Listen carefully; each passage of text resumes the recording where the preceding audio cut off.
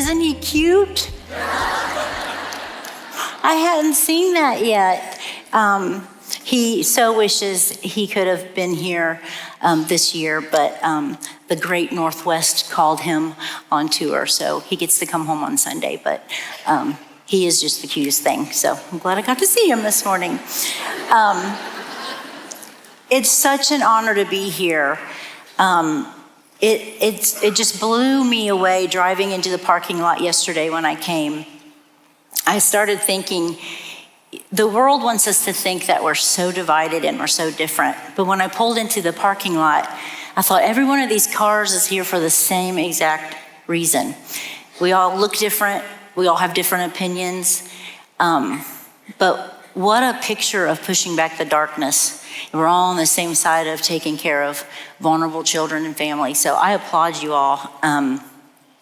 This is not my comfortable spot to be at a lectern with notes.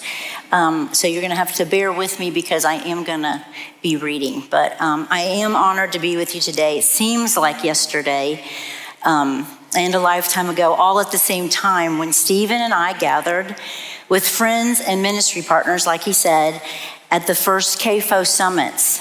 That was before Jed's time, I guess. Some 20 years ago now, Show Hope alongside our friends at that time at Focus on the Family and Family Life, we pulled some resources together to bring God's people to launch some type of coalition that would eventually become what we're witnessing today, which is just unbelievable. The Christian Alliance for Orphans. To see how this network has grown to further fan the flame of ministry here and around the world to care for the most vulnerable is truly inspiring. I applaud all of you in this room for pushing back the darkness, like I said, and fighting for the defenseless. It's just amazing. Jed, I applaud you and Rachel's leadership at CAFO, rallying this community on behalf of children and families to fulfill the James 1:27 mandate. It's just evident all over you, all over your family. We just love you so much. So we appreciate you, as everybody in this room does. Give it up for Jed. Very, very awesome leadership, buddy. We've enjoyed partnering with you. In the spirit of this year's CAFO theme, Becoming, while Stephen and I founded Show Hope, we could have never imagined that the small seed God planted in our hearts would, in fact, become the tree that we now call Show Hope. And in that thought, I want to acknowledge, because I'm standing here and I can, the staff that is Show Hope, led by Executive Director Kristen Parks, who I see out there. The staff the Lord has provided over the years are dedicated and remarkable. And you all, they're all right here. They all work hard day in and day out. I get to see this. All for the sake of children and families. Many of them, both current and former, are in this room today. You guys rock. You know how much I love you. Thank you. This is a great team right here. And I'm going to include my daughter, Emily Richards, who's my cohort in crime these days, and my assistant, Grace, who gets me where I can't remember where I'm going. So that's why I'm here today.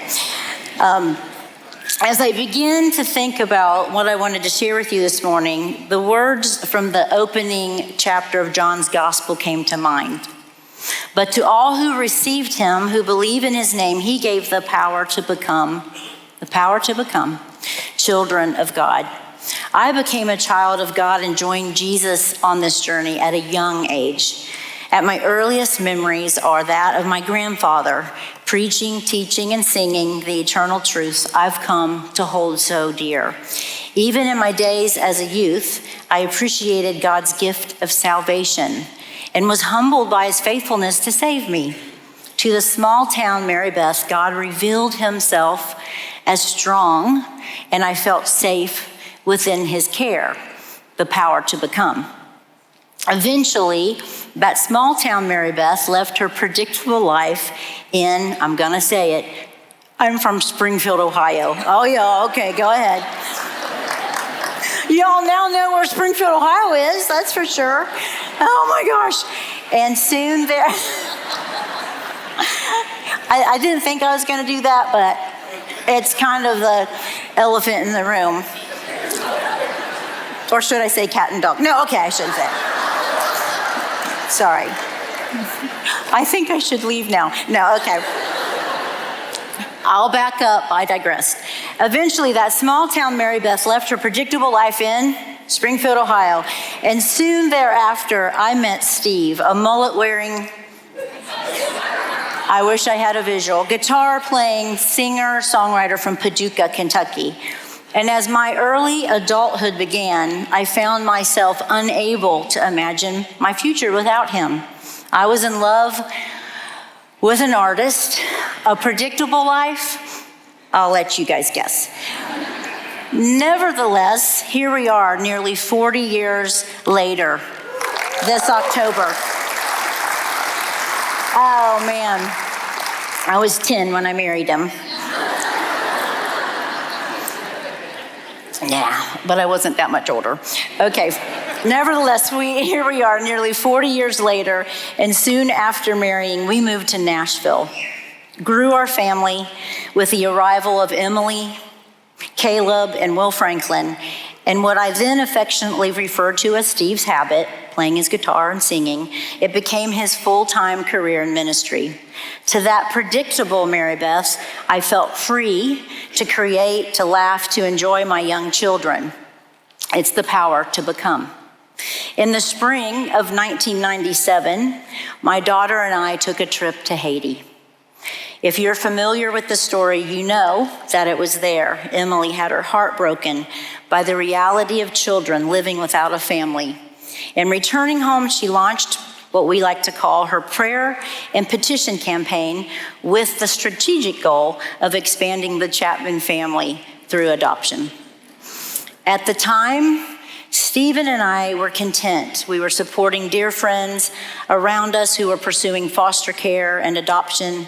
But to the reluctant Mary Beth, God revealed himself in an invitation to know him more deeply and experience his love more profoundly through the adoption journey. In many ways, I felt carried down a path my heart knew it wanted to travel, but my head had many reasons not to. Perhaps that's what faith is, the power to become. Our family eventually expanded, not once, not twice, but 3 times through the adoption of Shohana Hope, Stevie Joy, and Maria Sue. Before I go any further, I would like to just interject here. I want to pause. I want to acknowledge the deep sadness, sorrow, and grief over China's recent announcement of ending international adoption. It's not lost on me. It's not lost on Show Hope or my family. The country of China is the birthplace, as you know, of our 3 daughters. It's very near and dear to our hearts, as are all of its children and waiting families who have been pursuing adoption from there over the last several years. No, well, if I could, I'd get on a plane and go get all of them, but we are praying for you, and we are deeply, deeply holding you in our hearts, and we're with you, if any of you are in this room. I didn't want to not mention it. On our first trip to China, as I stood in the hallway of our hotel and held Shohana for the very first time, everything changed for me. I had journeyed through most of my life believing that the salvation of my soul was conditioned upon my good deeds, my performance. But being a performer is very different from the security of being someone's child. Gazing upon Shohana Hope in my arms, I was absolutely captivated by her existence. Nothing she had done. Don't you get it? This is how I see you. I heard that still small voice. This is how I see you. The nervousness and anxiety of Mary Beth dissipated in light of the loving gaze of the Father toward me. I felt seen and I felt precious, the power to become. As many of you know, this experience served as the genesis for Show Hope, with a mission to care for orphans by engaging the church and reducing barriers to adoption. Our work at Show Hope is focused on addressing 3 primary barriers to adoption: the financial barrier, the medical barrier, and the knowledge barrier. And to date, this is my Little side note bragging. And to date, because this is all God, to date, more than 9,100 children from more than 60 countries have come home to the love, security, and permanency of a family with the help of a Show Hope grant. Right? That's all God. Since our inception, generous donors, some of you are in this room today, have partnered with Show Hope to deploy more than $45 million in adoption aid grants. And to the Mary Beth who almost missed it, because I almost missed it, God in his faithfulness kept shepherding to an outcome much greater than I could have ever imagined, making me feel a sense of gratitude, deep, deep gratitude, the power to become. At Show Hope, we often say that the adoption journey does not end the day a child is welcomed home. And in many ways, it's just beginning. That has been true for each one of our daughters and for our family at large. And in light of my limited time here today, I'll simply offer a few remarks about the life and the legacy of our youngest daughter, Maria. We had the privilege of loving Maria this side of eternity until her untimely passing at the young age of 5. And after her passing, I descended into a dark, dark night of the soul, literally questioning all I had held true and believed about God. After falling deep into that dark pit of grief, I eventually landed on a solid and sure foundation. I've said before that I think I face planted, but nonetheless, I landed on the solid foundation. The loving gaze of Jesus, despite my alligator tears, my furious eyes, my clenched fist, and my hard questions. Nothing I could do or say or question would ever change his love for me. Being a performer is very different from the security of being someone's child. What Maria taught me is that I'm secure in my reliance on Jesus as my one true hope for this life and the life to come. I'm not pretending. I've gone all in. And I can trust he is who he says he is.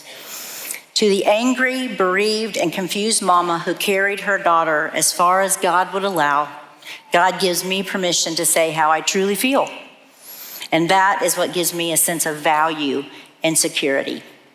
The power to become.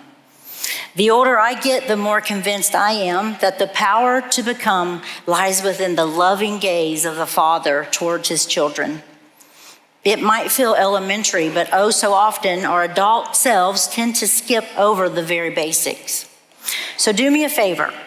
As you go home for here, whether that be in a car or on a flight, take a few of those first few moments of solitude and close your eyes and imagine the kind, loving eyes of the Father as he looks upon you.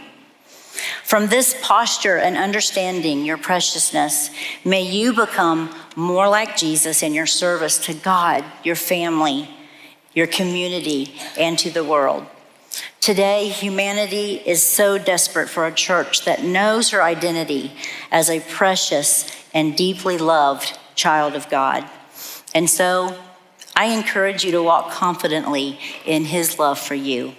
See what great love the Father has lavished on us, that we should be called the children of God. And that is what we are. Thank you all so much. I enjoyed sharing with you.